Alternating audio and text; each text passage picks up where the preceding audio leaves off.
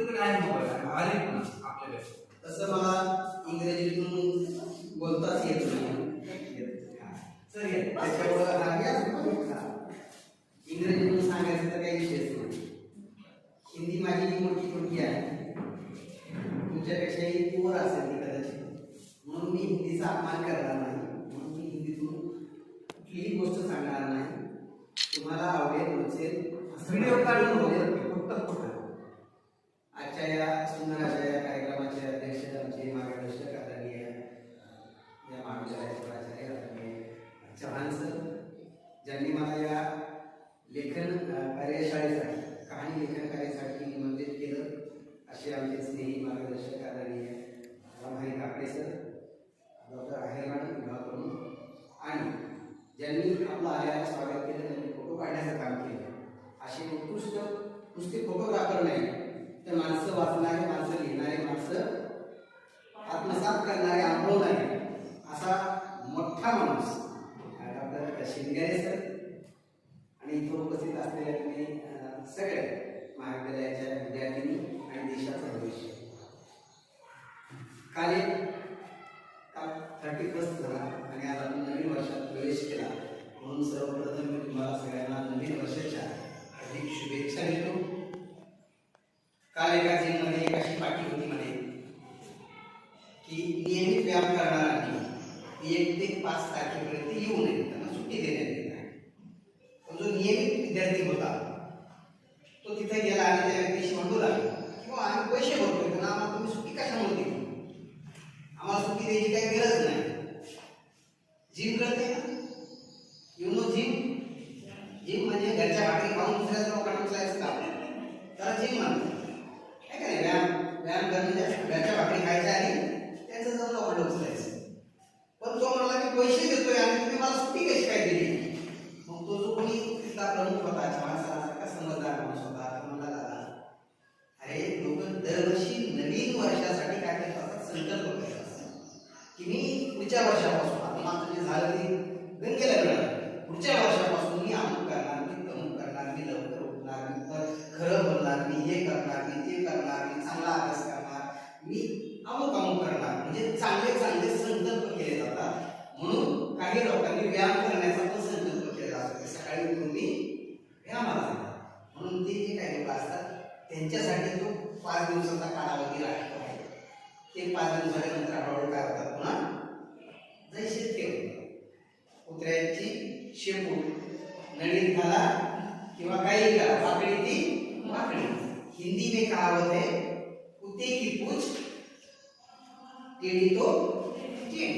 म्हणजे तिला काही केलं, काहीतरी घातलं, बाहेर काढले की पुन्हा तिला जशाला तसं. असा माणसाचा स्वभाव असतो, तो काही केलं की बदलत नाही. आता तुम्ही आज परीक्षेसाठी आला तर तुम्हाला जास्त डोस देणं काही योग्य नाही. आणि ते आपल्याला 5 मिनिटातच कहाणी लेखन काय असते हे सांगायचं. कहाणी लेखनाची किती उपयुक्तता आहे, किती गरज आहे आणि किती महत्व आहे. तुमच्या आजूबाजूला आणि जगातल्या प्रत्येक माणसाला गोष्ट आवडत असते. तुमच्यापैकी किती जणांना गोष्ट आवडत नाही? बहुतेकांना गोष्टी आवडतात ना. तुम्ही लहानपणापासून गोष्टी ऐकत आलेला आहात आणि इथून पुढे तुम्ही गोष्टी ऐकणार आहात. तुमच्या पुढच्या पिढीला तुम्ही गोष्टी सांगणार आहात. गोष्टी सांगणे जगातला सगळ्यात चांगला धंदा आहे. गोष्टी सांगण्यासाठी पैसे मिळतात, गोष्टी सांगण्यासाठी लोक पैसे देऊन गोष्टी ऐकतात, आणि त्याच्यासाठी कहाणी लेखकाला हा नवीन एक चांगला अपॉर्च्युनिटी आहे, जॉब आहे. एका ठिकाणी सर आदरणीय प्राचार्य सर तुमच्यासारखा एक फार भरपूर माणूस होता आणि त्याला असं वाटायचं की गाव बदललं पाहिजे, म्हणून त्यांनी महिला सबलीकरणासाठी एक कार्यक्रम आयोजित केला. आणि कार्यक्रम नेमका मंदिरात ठेवला, कारण गावात काही सभागृह नसतात, काही नसतात. मंदिर हे सगळ्या गावाचं सार्वजनिक असतं. आणि तिथे एक वक्ता बोलवला माझ्यासारखा, आणि तो महिलांच्या सबलीकरणावर बोलू लागला. महिलांचं सबलीकरण म्हणजे काय की महिला स्ट्रॉंग झाल्या पाहिजे, ताकद झाल्या पाहिजे, म्हणजे जाड झाल्या पाहिजे असं त्याचा अर्थ नाही.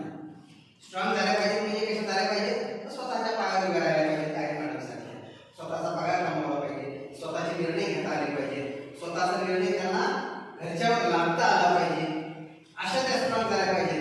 म्हणून ती कार्यशाळा आयोजित केली होती आणि वक्ता बोलत होता. आणि वक्त्यानं बोलायला सुरुवात केली. नेमका योगायोगानं कापूस शेतीचे दिवस होते. बायका कापूस शेतून आल्या, 85 किलो 90 किलो, तुम्ही किती व्यस्त वजनाच्या डबल व्यसनाला पण आपल्याकडे काही मुली आहेत. तिचं वय म्हणजे वजन असते 45, ती असते 90 किलो. जेवढी हलकी तेवढी कापूस वेचायला जोरदार असते, जेवढी भरदार तेवढी कापूस वेचायला कमी असते. म्हणून ज्या काय काटकोड्या बायका असतात त्या खूप कापूस येतात. त्या बायका सुद्धा दिवसभर कापूस येऊन दमून घरी आलेल्या होत्या आणि एवढा कार्यक्रम सुरू होता. मंदिरात त्यांना बळच बसवलं तुमच्यासाठी. आता त्याचं व्याख्यान सुरू झालं. त्याचं व्याख्यान इतकं रंगलं गोष्टीवर गोष्टी सांगू लागला आणि एवढं बनत राहील. आता बायकांच्या लक्षात आलं ही सगळ्यात सुवर्ण संधी आहे. बायकांनी पटापट आपल्या लेकर वगैरे उचलले आणि इथून काढता बाय घेतला आणि बायका आपापल्या घरी निघून गेल्या. कारण घरी जाऊन स्वयंपाक करायचा होता, जेवण करायचे होते, बाकीचे काम पाठवलं. लाईट येईपर्यंत तिथं एकही महिला उपस्थित राहिली नाही. ज्यावेळी लाईट आली त्यावेळी कळलं की बाबा सगळं सभागृह मोकळं झालंय, फक्त मात्र आता तो वक्ता फारच जिद्दी होता आणि हट्टी होता. त्याचं ऐकवायचंच होतं लोकांना. त्यानं सुरुवात केली, तो मला ठीक आहे, काही हरकत नाही. आता हे माणसं का असणार त्यात एडिट करू आपण नंतर. म्हातारी माणसं का असणार त्यांना का पाहिजे सांगितलं पाहिजे, कुणाला का पाहिजे हे सांगितलं पाहिजे. कारण सांगणं फार गरजेचं असतं. बायकांना तुम्हाला माहिती आहे, बायकांना कोणती गोष्ट जर कळली तर त्याला एक दुसरीला सांगतात, त्या पोटात ठेवत नाही. की त्या फक्त सांगतात हे तुला माहिती आहे का काय झालं नाही बा तुला कोण म्हणलं मला ठेवायची असं आहे का काय मला नको सांग. कारण प्रत्येकीची एक जवळची असते आणि ती एकीमेकीला सांगत असते. त्यामुळे मुलगी पेपरला गेली नाहीच नाही, तुला कळत नाही का, तिला माहित असते नाही बा कोण म्हणलंय तिथं काय म्हणते मला आता मला काय माहित नाही बा. आणि ती पुन्हा तिसरीला सांगत असते. कुणाचं नाव जाते पुन्हा पुढं त्या काशीचं नाव सगळीकडे पाळलं जाते. आणि मग जेव्हा पोरीची माय काशीला भांडायला गेली तेव्हा तिची काशी नाही गेली असते. कारण तू माझ्या पोरीचं काय केलं सगळं बदनामी केली. पोरीला नेमका उशीर झाला होता एक कार्यक्रम होता कॉलेजमधून, तिला यायला उशीर झाला तर तोपर्यंत गावात बडा काय केला पोरगी पळून गेली. पोरगी 5 वाजता घरी आलेली असते. अशा प्रकारचे हे वादविवाद चालू असतात की बायकांना पोटात राहत नाही, त्या सांगितल्याशिवाय राहत नाही. तसं तो माणूस म्हणला की मला सांगितल्याशिवाय काय पर्याय नाही आणि त्याला पुन्हा गोष्टी सांगायला सुरुवात केली. गोष्टी मागं गोष्टी त्याच्यात चालूच होत्या. आता 11 वाजले, 11:30 वाजले, झोपायची वेळ झाली. सगळा गाव झोपला, कुत्रे भुकू लागले, लोक जेवून झोपले. तरी वक्त्याच्या काही गोष्टी संपणार. म्हातारे तिथंच बसलेले. आता म्हाताऱ्याचं त्याचे काही तल्लीन झालेली पाहिजे वक्त्याला, त्याला पुन्हा चेव आला की लोक लयच ऐकायला लागले. तो पुन्हा गोष्टी सांगू लागला. इतक्या गोष्टी सांगू लागला की 12 वाजून गेले तरी वेळ लागला नाही. आता त्यातला एक म्हातारा जरासा बिड्या वडायचा नाद असल्यामुळे तो उठला आणि त्याने बिडी काढली आणि सुरू केलं. त्यानं पुन्हा ह्या माणसाने बिडीवर सुद्धा गोष्ट सांगितली की बिड्या करणं किती वाईट आहे वगैरे वगैरे. असं करत 12:30 वाजले आणि तो म्हणला ठीक आहे आता मला असं वाटतं की आज थांबलं पाहिजे. म्हाताऱ्याने टाळ्याचा कडकडाट केला. भाषण संपलं. भाषण संपल्याच्यानंतर तो बसला आणि बसल्या विचारू लागला कसं वाटलं भाषण. म्हातारे म्हणजे दिल जोरदार होतो. तुमच्या आम्ही मोठं हाताला पाहत होतो. तुमचं काय पाहत होतो आम्ही फक्त मोठं हालताना पाहत होतो. कारण आम्हाला आहे होतं काही येत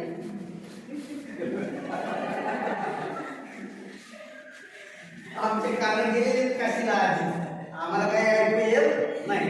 तुम्ही काहीतरी मोठा हरीत होता ते आम्ही पाहत होतो. जोरदार होतं, छान होतं, चांगलं होतं. अशा प्रकारे त्याचा कार्यक्रम त्या दिवशी संपला. तो म्हणला तुम्ही ऐकताय, तुम्हाला भारी वाटतंय म्हणून मी गोष्टी सांगत होतो. आता तुम्ही आता घरी जायला काही हरकत नाही. ते म्हणजे जाणार कुठं, झोपायलाच आम्ही मंदिरात.